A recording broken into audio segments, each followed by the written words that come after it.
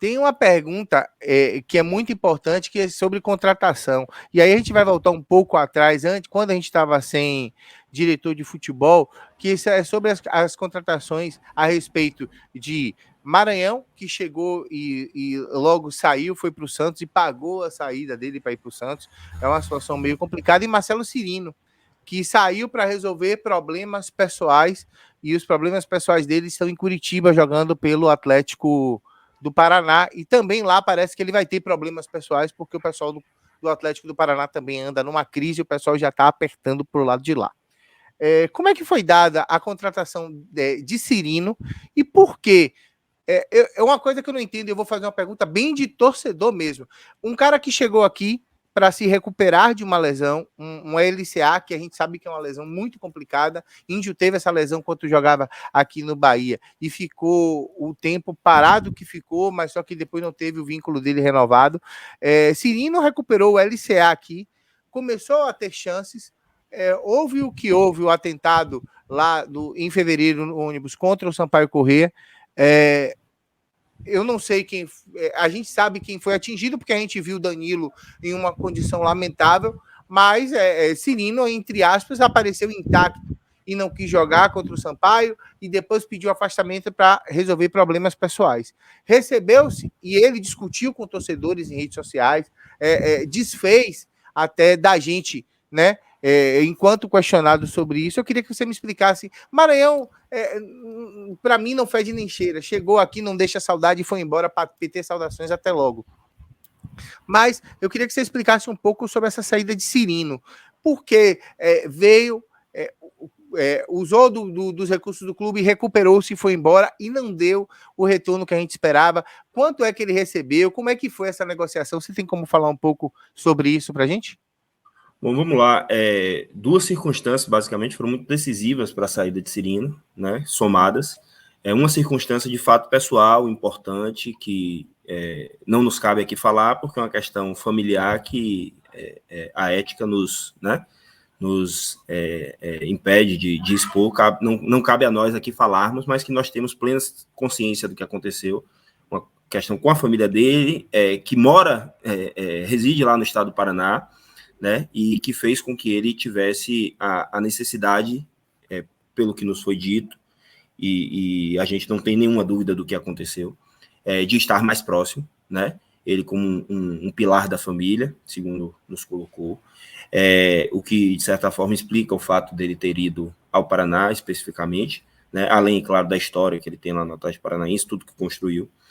E, junto a isso, o atentado sofrido pelos nossos atletas, que foi algo muito grave, que poderia ter consequências ainda muito maiores, né? Graças a Deus aconteceu, abre aspas, só o que aconteceu, mas poderia ter sido algo muito pior. E aí, um atleta que já tem uma circunstância pessoal que o está impedindo, e vamos lembrar mais uma vez, assim, às vezes quando a gente se refere a atleta, a gente esquece que são seres humanos, né? É claro que todos nós queremos que eles desempenhem da melhor forma possível todas as partidas, que estejam sempre na melhor condição e oferecendo o que de melhor podem do ponto de vista esportivo. Mas por trás de um atleta há problemas familiares, como todos nós temos, há circunstâncias pessoais que influenciam na sua condição de treino, na sua concentração, na sua capacidade de entrega, né? Basta ver como cada um de nós reage em nosso trabalho quando nós temos os nossos problemas. Com o atleta não é diferente.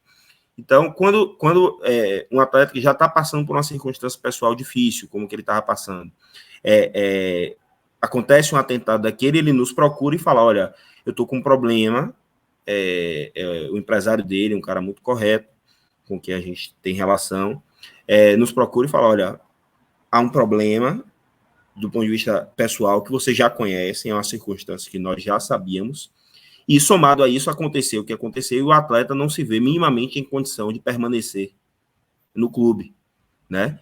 É claro que se nós tivéssemos, por força de contrato, optado pela permanência de Cirino, ele aqui permaneceria, estaria aqui conosco.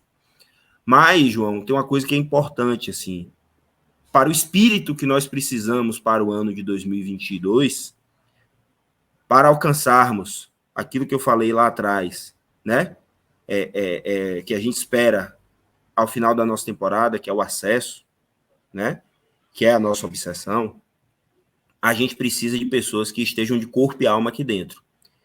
Então, quando nós tomamos conhecimento dessas circunstâncias e avaliamos, nós decidimos com muita tranquilidade fazer a rescisão. Claro que existem questões financeiras que tiveram que ser colocadas à mesa para que nós pudéssemos ter como, inclusive, justificar essa saída. E o atleta, diga-se de passagem, foi muito compreensivo nesse aspecto e fez concessões que poucas vezes eu vi serem feitas no futebol, por entender que, como você falou, o Bahia abriu as portas do clube para que ele pudesse concluir o seu processo de recuperação. Ele se sentia em dívida com o clube do ponto de vista de entrega esportiva, queria ter entregue mais, não foi possível, e uma forma de minimizar esse impacto foi, no momento dessa saída, por conta dessas circunstâncias que eu aqui mencionei, fazer uma negociação que amenizasse isso. E foi o que aconteceu. Dentre as circunstâncias, eu acho que foi a melhor forma de encerrar a relação naquele momento, ainda mais considerando que o Bahia precisava passar por uma adequação muito forte em sua folha salarial diante da perda orçamentária que a gente tem quando a gente é rebaixado no Campeonato Brasileiro. Então, foi isso basicamente que aconteceu. Uma das perguntas que chegou aqui via Superchat, agradecer a Ivan Tupinambá aí que contribuiu com a gente, obrigado. Em que pé ficou a situação dos atletas Rossi e Daniel Cruz? O Bahia tem algo a receber pela saída desses jogadores? A questão foi judicializada. Lembrando que Rossi está ganhando em petrodólares e Daniel Cruz foi para o Atlético Paranaense e foi repassado, acho que para o Botafogo, uma coisa assim. E como é que anda? Daniel Cruz o Bahia tinha direito a receber cerca de pouco mais de 2 milhões. E esse dinheiro... 1 milhão e 200 mil. 1 milhão e 200 mil. Esse dinheiro já pingou na conta? Não, esse caso está sendo discutido na Comissão Nacional de Resolução de Disputas da CBF, a CNRD, né? O Bahia ingressou com a medida contra o Atlético Paranaense por entender que faz jus ao recebimento dessa indenização, né?